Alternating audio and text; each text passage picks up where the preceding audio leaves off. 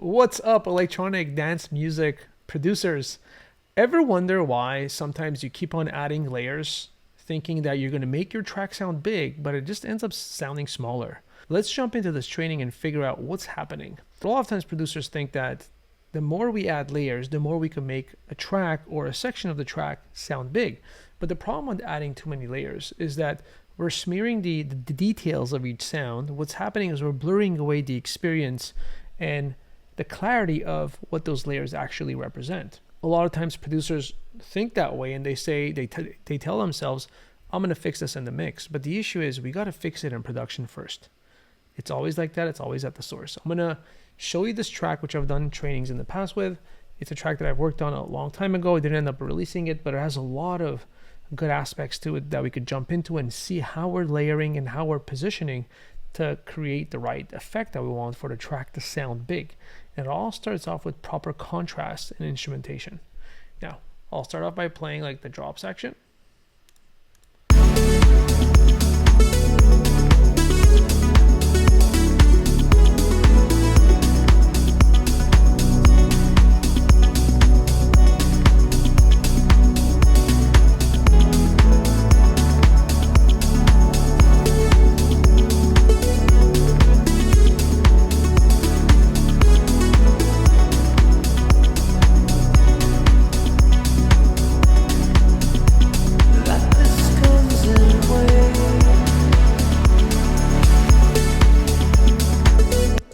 So the track is filled with, there's a kick, there's a bass, there's a bunch of drums in there. There is layers of pads, which I've opened up right now. There's a couple of plucks and leads. And I want to focus on these three right here. First, I'm just going to mute these three groups. Okay. And also like the effects on the vocals. Let's just hear the kick, bass, and the drums just to get familiar with what's happening.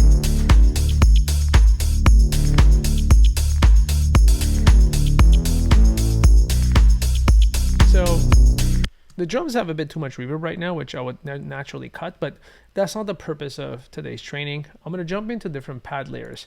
Now, the key here when we want to layer, we want to make sure that we're not layering for the sake of layering, because that's going to get us into trouble. We want to make sure that when we're layering that we're creating balance and contrast, because once we start doing that, we realize that we could get a track to sound big with less. So let's start off with the pads. I'm just going to mute the layers, and I want to start off with these two right here, which are the bigger pads. I've panned both of them, and let's hear them individually. See this one on the right.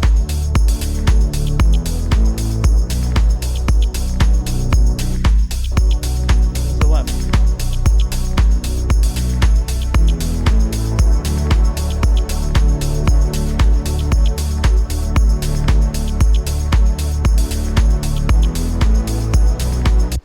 What's beautiful about these two pads, and they're presets that I've taken, you could see the names if you want to ever borrow them, Deep Blue and Anjuna pads from Silent and Massive.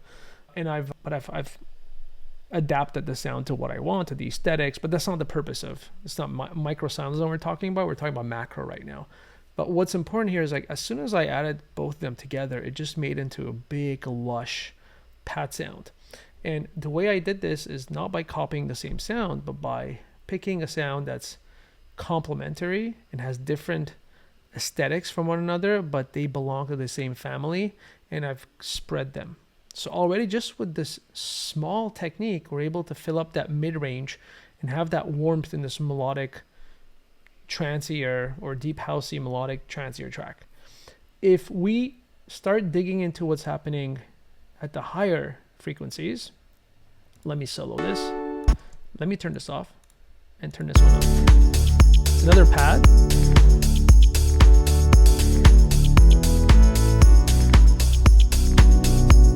And this is the other side.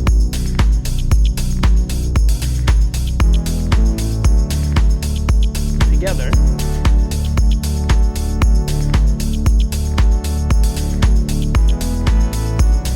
See, the one on the right is warmer in sound. The one on the left is a bit brighter in sound. But look what I've done, because this is a strategy that's quite important. These are the two channels. When we see the levels of each one of them, I've leveled them in a way, though, even though the bright one comes across more apparent, they're more balanced. So let me turn them off, look at them from this visual and listen to it. See, it's much warmer, but it's louder in essence.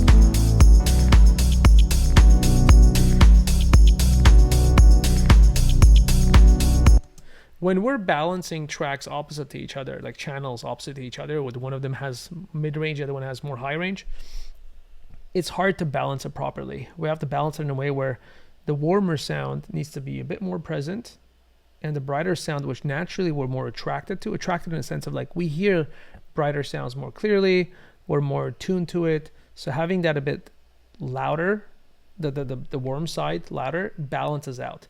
But now this is more of the kind of mid-top range of the pad section, and we got these two elements right here with a collection of these 4 layers only. Compositionally, they're doing similar but different things. That's not important right now. What's important here, like sound design structure-wise.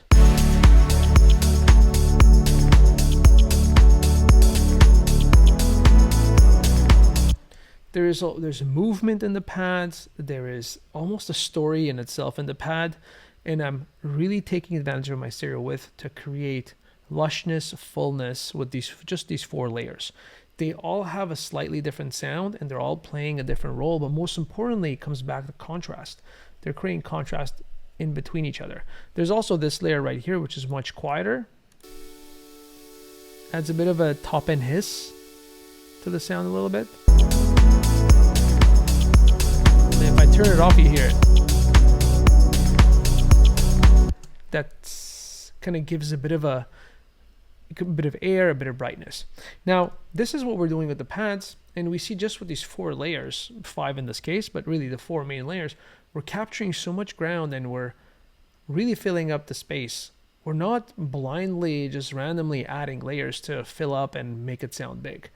Each element occupies its own space in the frequency range and in the stereo image, which creates massiveness. None of this is mixing, by the way. If you look at this and say this is mixing, it's not. Like if I was going to hire a mixing engineer as an electronic music producer, I would send the stems this way because I know I want these sounds to complement together in this specific way to give us that unique sounding pad in itself. If I let the mix engineer decide on all these decisions, the track's going to sound very different than what I expected. I might like it more, I might like it less, I don't know, but I trust my production decisions to know that this is what I want to do. When we look at the plucks, let's look at the plucks and see what's happening. I'm just going to turn off the pads so we can focus on the plucks.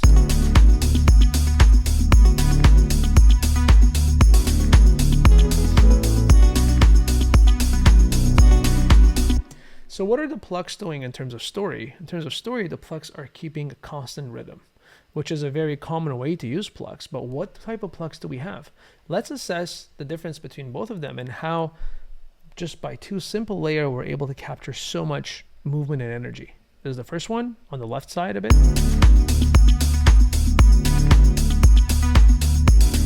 There's a bit of delay, it's bouncing a bit to the left and right, but it's a bit more lean to the left, and the one on the right side is a bit brighter.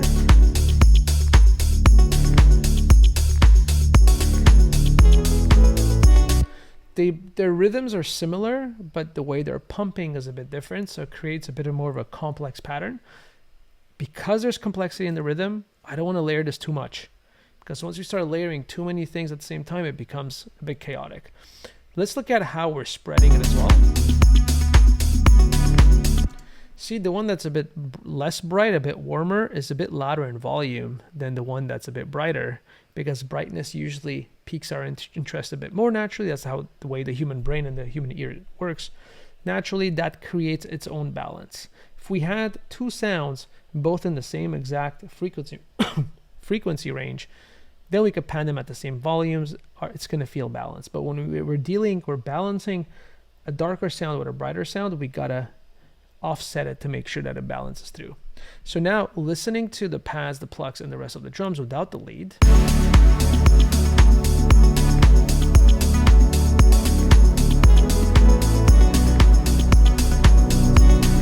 The track is already massively full. The pads are filling up the space. I don't need much more. The plucks are giving rhythm to it. And you see the plucks exist in that mid-range, just like the pads. But I haven't done much mixing aside from spreading because there's contrast between the pads that are playing a warm, lusher sound versus the pluck that's poking through a bit with more clear-cut transients and rhythm. It's easier for the ear to process. We need to stop thinking in terms of what's a clean mix, and we need to start thinking more in terms of like, how is the human ear processing this? And I know it sounds similar, but it actually isn't. How are we processing this information?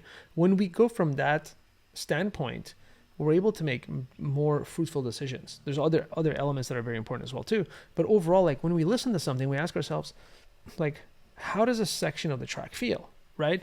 I'm listening to, there's a lushness, it's melodic, and the whole pluck aspect is giving me a rhythm vibe. And you see how I'm describing it in simple language? To remove myself from the producer hat, to remove myself from the engineer hat, like remove the engineer hat, remove the engineer kind of lens and frame of like being too technical and speaking in a very basic language, because music is enjoyed by humans and most humans don't know how to produce music, right? So we got to be in their headspace to observe and listen. When we look at a DAW, when we're dealing with tools, we often tend to forget what a track really feels like because we're so busy on how an EQ works, a saturator, etc. And we get taken away from the emotion and we're trying to solve technical issues which don't really matter. So this is why you'll hear me all the time going back to the emotion of the track and saying, like, emotionally speaking, like, what is this section doing?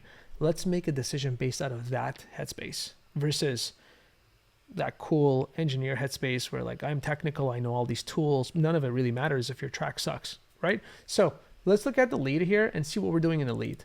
And the reason why I'm showing you these layers, because the bigness of your track relies on how you pick your instrumentation and how you don't over layer things. And when you do layer, you layer it with contrast and proper understanding. So let's turn off the plucks and the pads for now.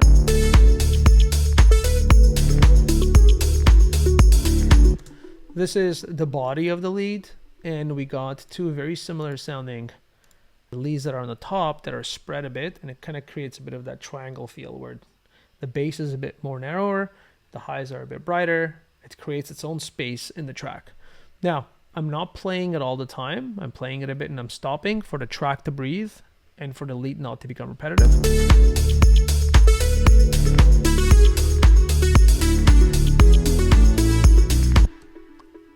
And how does this complement with the plucks in terms of story? Because the story itself is highly tied into the arrangement, like the instruments that we put in. And the instruments that put in are highly tied into how big our track's going to sound. So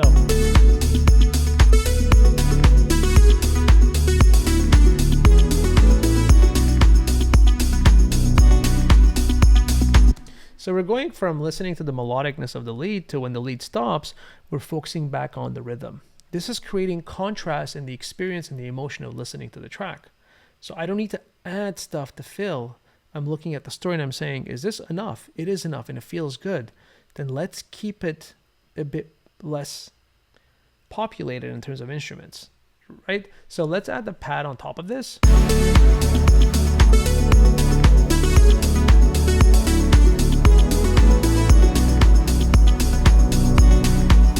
So it's clear cut. The low end is taken care of by the kick and the bass. The mids are filled up with the pads and the rhythmicity, the rhythmicness of, I don't know if that's a word, rhythmicity. Don't make fun of me. The rhythmicness, the rhythmic aspect of the pluck and the mid-range. And then you have the leads that are coming on top that are filling up the higher space. See how things are engineered or decided in the production stage with care and with an understanding that everything needs to be in its space. And while they're in their space, there's contrast being created through the layers. It's not random copy paste and just stack shit up together. What's important for me, for you guys to understand this training, is that every layer matters and contrast needs to exist in the different aspects of the track. And that's what I want to highlight here. Within the pads, there's contrast and there's balance. Within the plucks, there's contrast between the two layers, and within the leads as well too, there's contrast between their sounds. And then when we zoom out and look at these three pieces together, these three instruments, the pads as one instrument, the plucks as another instrument, and the lead as another instrument, how they have contrast in between each one of them. So guys, hope this was helpful. a lot of the work that we do with our producers in the mentorship program that we do, we help producers a lot in terms of the thinking behind it. Because sitting down and talking about how Pro Q3 works or how more signal processing tools work don't solve real problems in music. They just teach us new tools to use, but if we don't know how to use these tools, it doesn't serve much of a purpose. And we're just going to be chasing our tails trying to fix stuff through tools thinking, which I call. But when we talk about mindset in the DAW, it's like, how are we processing information with what we have? It's like looking at a complex problem and trying to solve that complex problem. The more you do it, the more it becomes second nature. So second nature that someone that could look at you and say, well, John can solve high-level problems very quickly. He must be highly talented in solving problems. No, he knows the thinking patterns behind solving high-level problems. The same applies for music as well. And we spend a lot of time in production with our students, like trying to understand where are they in their headspace. And a lot of times by me asking just questions, I see where they're in their headspace and I see they're focusing on the wrong thing. When we shift that thinking so they could focus on the right elements, the mindset in the DAW, which we call it, improves. And when they're alone producing music, they start focusing on the right elements. We help producers a lot on this front. Our education system is very different than everything that's out there. We got producers that do all types of trainings and they come to us so we could help them and finish off that last 5-10%, or even depending if they're earlier in their journey, we help them out as well in terms of getting to their sound and getting that confidence to sound professional. We specialize in this. If you want to talk, you can book a call. There's a link down there somewhere. Hope this was helpful. I love teaching mindset in the DAW because all the answers that we look at in music are found in it. So I hope this was helpful for today's training. If you guys have any questions, comment below and I'll get back to you. Love you all. See you soon.